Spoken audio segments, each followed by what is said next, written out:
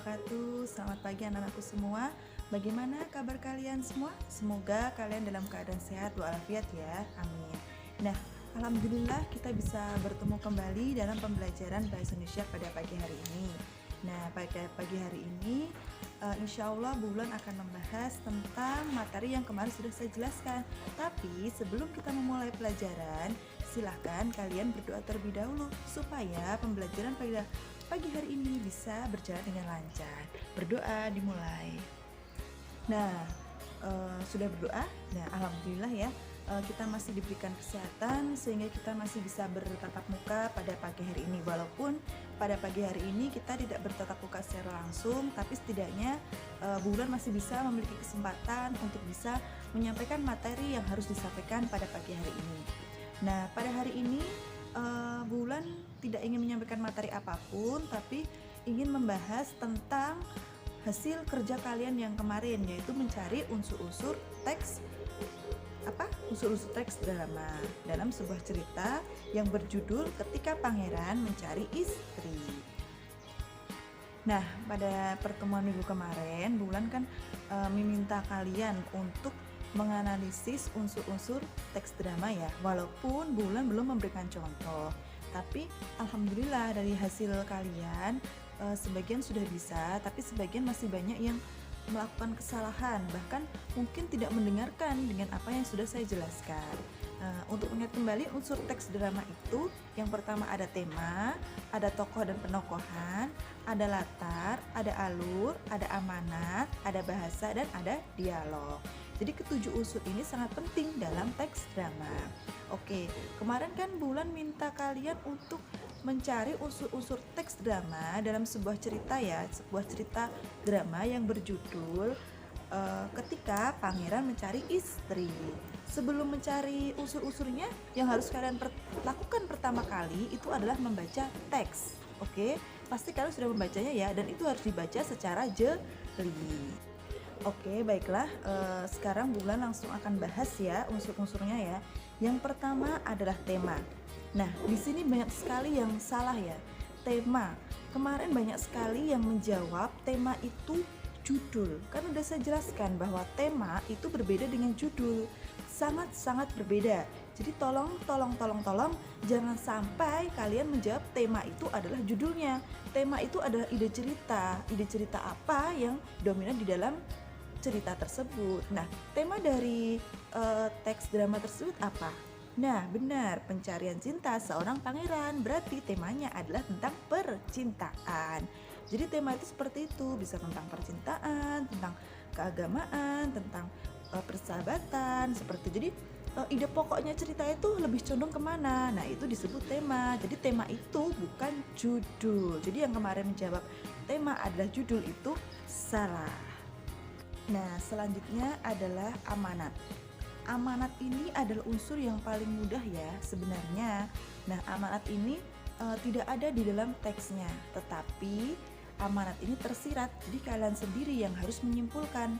Menurut kalian, ketika kalian membaca teks drama tersebut, apa sih pesan yang bisa kalian ambil dari cerita itu? Nah, itulah amanat.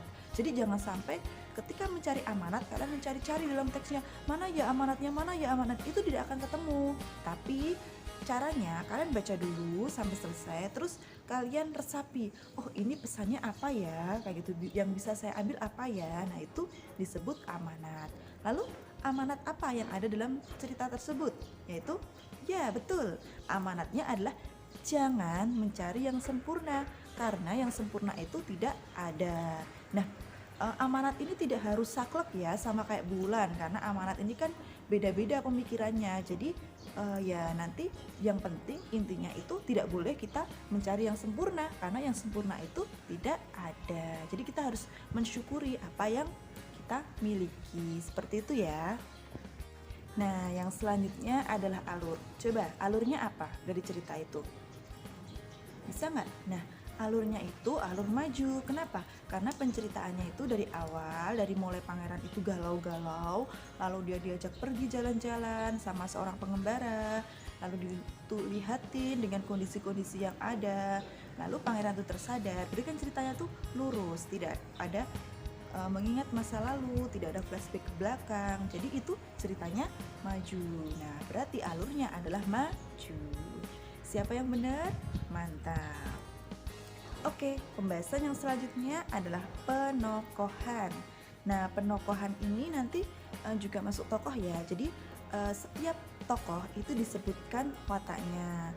Kalian boleh menyebutkannya dengan antagonis, protagonis, atau tritagonis. Tapi bisa juga dengan menyebutkannya baik, tidak sombong, rajin, seperti itu ya. Jadi tidak harus dengan antagonis, protagonis, atau tritagonis. Oke, saya bahas satu persatu ya. Nah, tokohnya itu yang pertama, kalau Bulan itu ada Raja Henry. Nah, walaupun Raja Henry ini tidak melakukan peran, tapi kan dia disebutkan, yaitu wataknya udah jelas, yaitu bijaksana. Nah, bijaksana itu lebih condong kemana? Tritagonis, seperti itu. Oke. Yang kedua yaitu ada Pangeran Arthur. Nah, Pangeran Arthur tuh sebenarnya orangnya bagaimana sih? Orangnya baik, cuma dia itu kadang pelin-pelan. Pada awal cerita dia dikisahkan itu pelin-pelan, tapi sebenarnya dia baik. Dia hanya ingin mencari sesuatu yang belum ketemu di dalam dirinya. Nah, itu condong ke protagonis, seperti itu ya. Lalu yang ketiga yaitu ada pengembara. Nah, pengembara itu namanya Theo. Nah, ternyata Theo itu adalah putri Rosa. Nah, wataknya bagaimana? Dia wataknya baik, sabar, mendampingi si pangeran. Oke, yang selanjutnya adalah si nelayan dan istrinya. Nah, di sini nelayan tuh bagaimana? Dia baik ya, karena dia mempersilahkan pangeran itu masuk, lalu memberikan dia hidangan. Itu berarti dia orangnya baik kayak gitu. Terus yang selanjutnya yaitu ada Pak Tani. Pak Tani itu bagaimana? Nah, Pak Tani ini juga baik. Dia kan ramah sama pangeran, tidak jahat, dia baik juga, protagonis. Lalu ada si pelayan, pelayannya juga baik. Jadi rata-rata dalam cerita itu semuanya baik ya, tidak ada yang jahat, seperti itu. Jadi kalau mau menyebutkan penokohan itu harus detail, tokohnya siapa, lalu wataknya bagaimana. Nah, seperti itu ya. Nah, yang selanjutnya adalah latar. Latar ini sangat mudah ya, dan kalian harus benar, nggak boleh salah. Latar itu ada 3. Yang pertama latar tempat, latar waktu, dan latar suasana. Ketiga latar ini harus kalian sebutkan semuanya, nggak boleh hanya ada satu latar, nggak boleh. Oke? Yang pertama ada latar tempat. Latar tempatnya di mana itu?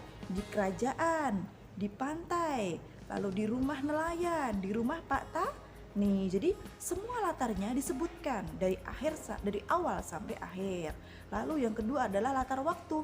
Nah, di sini kan tidak disebutkan waktunya. Nah, kalian harus berpikir sendiri. Ketika jalan-jalan itu berarti kemungkinan pagi hari kan. Nah, itu berarti latarnya pagi hari. Jadi kadang-kadang latar waktu itu tidak disebutkan pagi hari, sore hari, tidak. Tapi kalian harus menganalisisnya sendiri. Kira-kira ini kapan ya waktunya ya, kayak gitu. Lalu selanjutnya ada latar suasana. Nah, latar suasana ini perasaan dominan yang kalian rasakan, yaitu kalau Bulan sih rasanya itu kayak haru ya, kayak bahagia kayak gitu, haru kayak gitu Kak. Dalam sebuah pencarian itu kayak tiba-tiba menemukan suatu pelajaran yang berharga, itu kan haru sekali, dan endingnya adalah bahagia, seperti itu. Nah, ini yang cukup sulit menurut kalian, yaitu unsur yang selanjutnya adalah dialog. Nah, dialog itu diperhatikan ya, kalau dialog itu kan ada 3. Yang pertama itu tokoh, yang kedua itu wawancang, dan yang ketiga itu adalah kramanggung. Nah, ketiga ini harus kalian sebutkan, 3-tiganya. Yang pertama tokoh. Nah, tokoh ini bagaimana Bu menyebutkannya? Kan kita nggak tahu. Nah, tokoh ini cukup kalian sebutkan nama-nama tokohnya aja, seperti Raja Henry, Pangeran Arthur, pengembara Theo, Putri Rosa, nelayan, dan sebagainya. Cukup kalian seperti itu aja. Nah, untuk wawancang itu adalah dialognya, teksnya. Bisa dilihat di sini ya, nanti Bulan kasih di sini ada dialognya atau ada teksnya.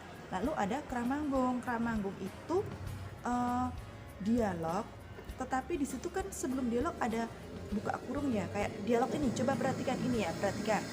Istri pelayan dalam kurung datang dari dapur untuk menghidangkan ikan bakar, tutup kurung. Petik-petik, si Silahkan tuan, nikmati makanan ini. Titik petik petik. Dalam kurung kembali lagi ke dapur. Nah, yang di dalam kurung itu dinamakan kramanggung, yaitu sesuatu yang dilakukan si tokoh saat mengucapkan dialog, yaitu apa? Jadi istri pelayan itu datang, lalu dia pergi lagi. Jadi kramanggung itu seperti itu ya. Jadi tingkah laku yang dilakukan si pelaku saat mengucapkan dialog, itulah disebut kramanggung. Nah, siapa yang sudah benar menjawab ini? Mantap. Oke, yang terakhir adalah bahasa. Coba Bulan mau tanya, bahasa apa yang digunakan dalam teks drama tersebut? Apa ada bahasa-bahasa dari bahasa daerah? Tidak ada kan? Nah, bahasanya condong semuanya pakai bahasa Indonesia. Berarti itu adalah pemakai bahasa Indonesia. Jadi seperti itu aja ya untuk mencari bahasa. Karena memang misalnya kalau di situ disisipkan ada bahasa-bahasa daerah tertentu, ya kalian tinggal sebutkan bahasa itu adalah bahasa apa, seperti itu. Alhamdulillah pembahasan pada pagi hari ini sudah selesai. Semoga pembahasan pada pagi hari ini bermanfaat dan kalian bisa paham. Dan yang kemarin masih salah, silahkan mulai dibenarkan kembali. Dan nanti akan Bulan uji coba lagi dengan satu teks drama dan kalian mengerjakan kayak kemarin. Nanti ditunggu ya, Bulan akan infokan lagi. Nah, untuk saat ini cukup sekian dulu dari saya. Jangan lupa jaga kesehatan, selalu pakai masker, selalu cuci tangan, dan jangan lupa selalu jaga iman supaya iman kita tetap kuat dan tetap sehat. Jangan lupa membaca hamdalah. Wassalamualaikum warahmatullahi wabarakatuh.